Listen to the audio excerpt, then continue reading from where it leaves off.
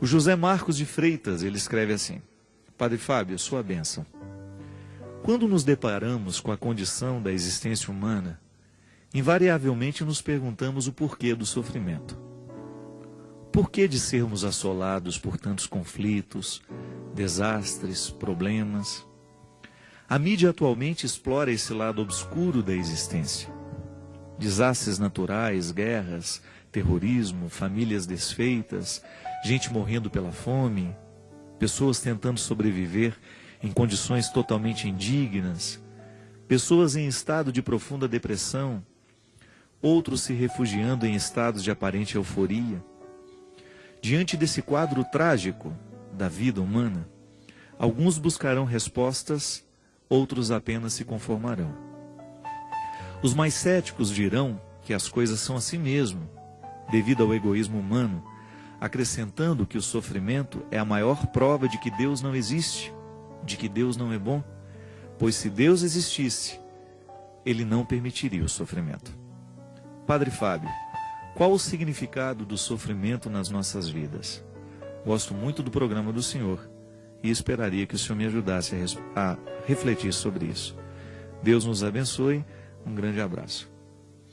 José Marcos, o sofrimento ele nasce, primeiramente a gente precisa fazer uma distinção, né? Quando a gente fala de sofrimento, nós estamos falando de um limite. Eu posso viver este limite na minha carne. Quando eu corto o dedo, eu sinto dor. O sofrimento é físico. Quando eu quebro um osso, quando eu me corto, quando eu me machuco, eu vivo a experiência do sofrimento físico. Quando você está doente, quando a gente tem febre, né? Nós vemos o desconforto do corpo. Isso todos nós passamos o tempo todo. Nós somos frágeis, né? E porque meu corpo é frágil, eu preciso protegê-lo. Se eu tomo muito sol, eu corro risco de ter câncer de pele. Por quê? Porque eu sei que a minha pele tem um limite. Ela não pode sobreviver aos raios ultravioletas. Eu sou limitado. E quando esse limite é desrespeitado, o meu corpo sofre. E nós temos um outro tipo de sofrimento, que é um sofrimento espiritual, que nós também podemos chamar o sofrimento da mente, né? Quando eu fico preocupado com alguma coisa, quando eu perco a paz porque os problemas estão ao meu redor. O sofrimento espiritual, o sofrimento mental, psíquico, né? São desdobramentos de sofrimento. Às vezes eu encontro pessoas que sofrem muito porque estão sendo caluniadas, aí perdem o sono, perdem a qualidade de vida, vão vivendo processos depressivos, né? E você citou várias consequências, várias situações em que a gente identifica o sofrimento humano. Mas a gente precisa voltar e pensar naquilo que eu dizia no início. Eu sofro porque eu sou limitado. É verdade. Quando alguém morre na minha vida, eu sofro. Por quê? Por causa do limite da vida. O outro era limitado, ele é precário, né? Ele sofre de precariedade, ele é criado, tudo que é criatura morre, se encaminha para o fim. E no momento que esse fim acontece, eu tenho dificuldade de lidar. O outro precisou morrer, por quê? Porque era limitado. Chega um momento em que o corpo esgota, já não tem mais condições de continuar. O envelhecimento é assim, né? Nós vamos perdendo a vitalidade do corpo. E no momento que o outro morre, eu começo a enfrentar os meus limites. Eu vou sentir saudade dele, eu vou sentir a falta. Então veja bem, o sofrimento vai perpassar a vida humana o tempo todo, porque o limite faz parte do nosso estatuto.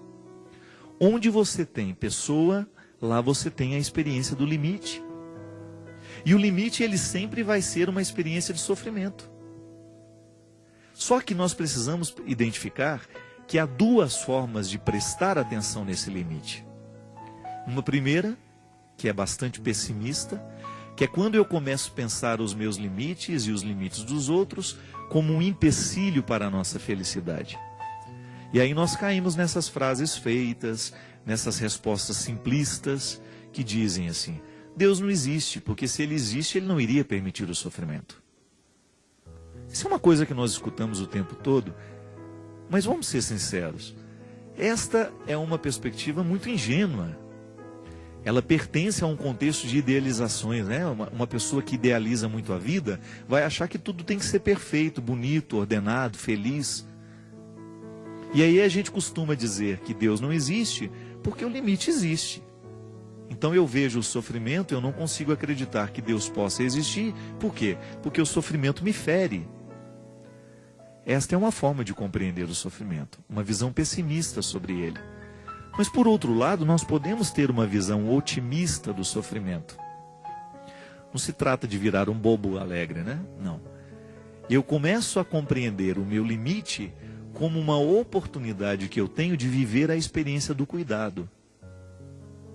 Por exemplo, digamos que você foi viajar, comprou lá uma peça bonita, que precisa de cuidado para ser transportada, porque senão ela quebra. Veja bem, o que você vai fazer? Você vai embalar essa peça, você vai revestir de cuidado, você vai ter a precaução de cuidar bem do revestimento dessa peça, para que ela chegue inteira no seu destino. Digamos que você vai mandar um presente. Então você sabe que o presente que você está enviando é frágil, você não quer que se quebre no meio do caminho. Então você vai cuidar, você vai embalar de um jeito certo, para que, ao chegar ao destinatário, a peça não esteja quebrada.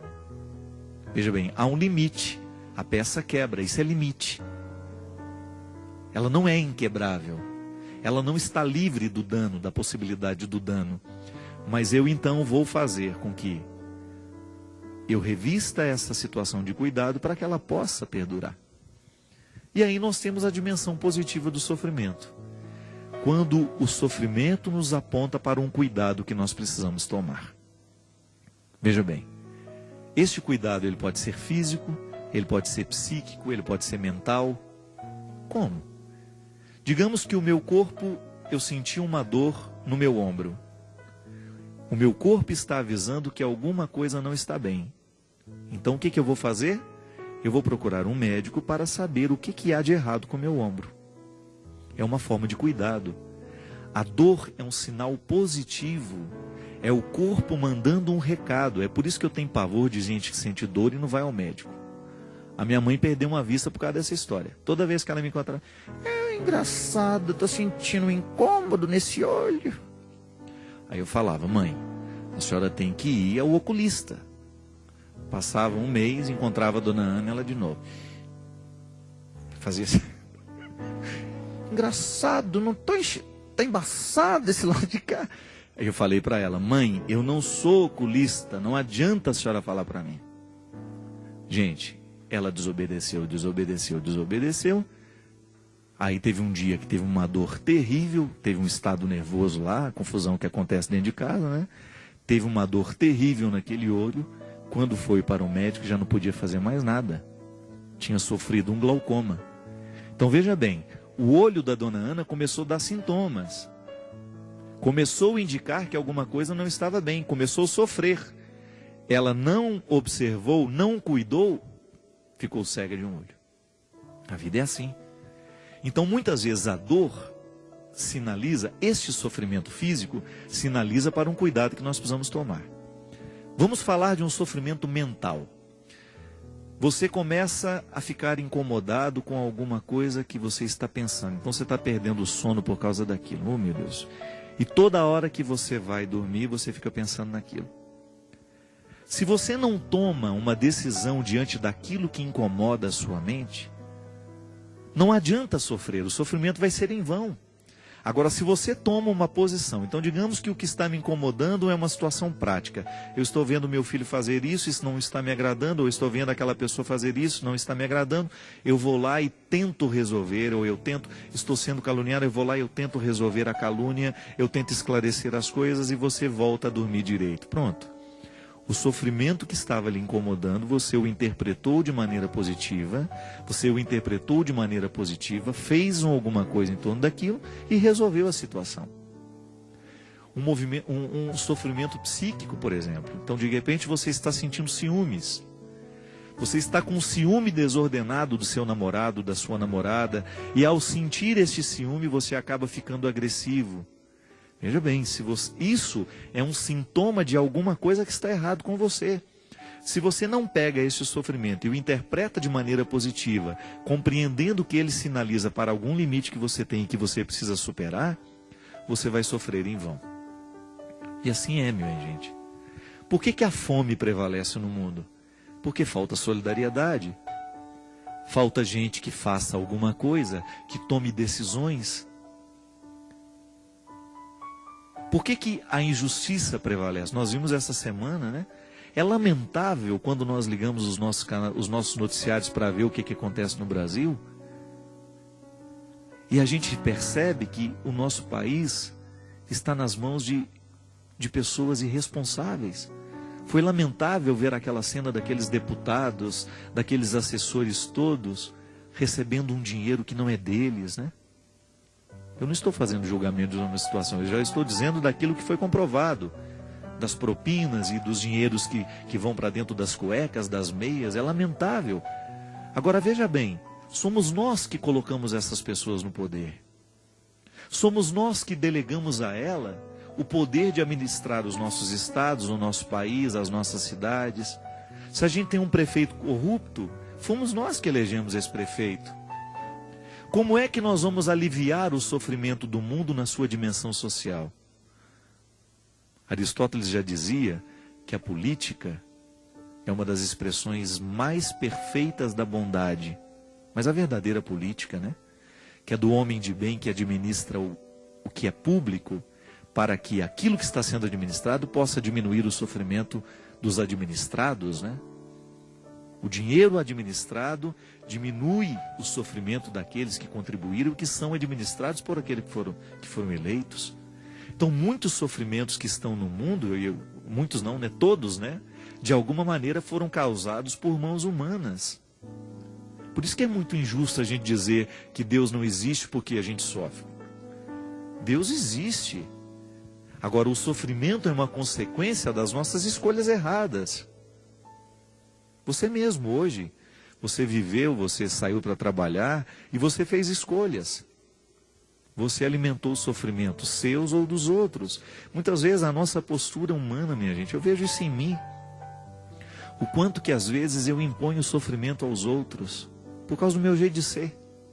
É muito triste quando a gente percebe que o nosso jeito de ser faz sofrer o outro. Injusto isso, né?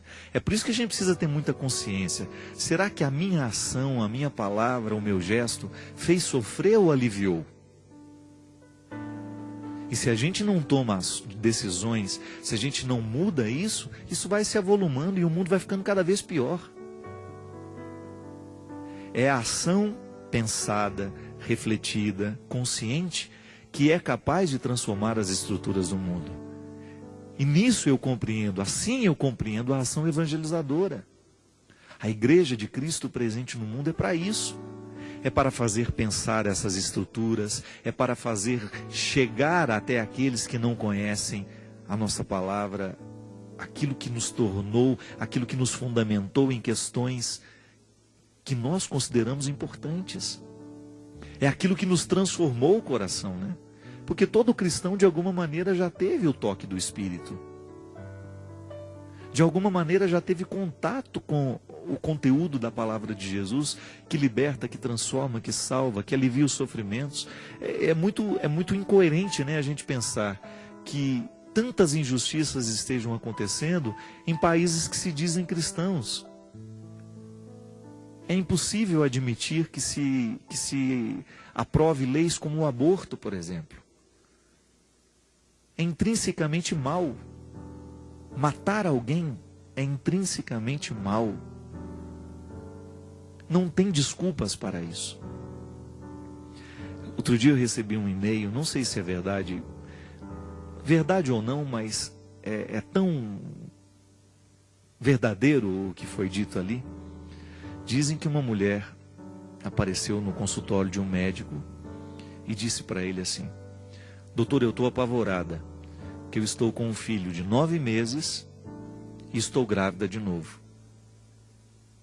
e eu vim aqui que eu gostaria de fazer um aborto. E disse que o médico olhou para ela e disse: ótimo, sem problema, mas então vamos fazer o seguinte: ao invés de matar a criança que está no ventre, vamos matar o outro de 9 meses. Aí ela levou um susto, né? Como, doutor? O senhor está louco? Matar o meu filho? Aí ele olhou para ela e disse: minha filha, matar o que está no ventre é a mesma coisa, você vai matar um filho também. Choca, né? Choca quando nós olhamos nos olhos e falamos: então tá bom, não mate o que está no ventre, a gente mata o que está de fora. É apenas uma maneira de mostrar o absurdo que é o aborto. Minha gente, tudo isso vai tomando conta da nossa consciência, justamente porque falta passar por nós, falta tomar conta de nós, falta inundar o nosso coração e a nossa mente a mentalidade cristã, que com certeza é capaz de amenizar os sofrimentos do mundo. Porque quem tem Deus no coração vai pensar 2, 3, 4 vezes antes de fazer mal a alguém. Quem tem Deus no coração vai pensar 2, 3, 4 vezes antes de falar mal de alguém, antes de difamar, antes de esparramar coisas ruins. Quem tem Deus no coração vai pensar 2 vezes antes de enganar o outro. Então é esta experiência cristã que vai fazendo com que esse significado do sofrimento possa aparecer, mas não de maneira negativa, mas de maneira positiva. O sofrimento que está no outro está também em mim. Então a gente identifica que isso é fruto de um limite e nós agimos a partir deste limite para melhorar o mundo que nós vivemos.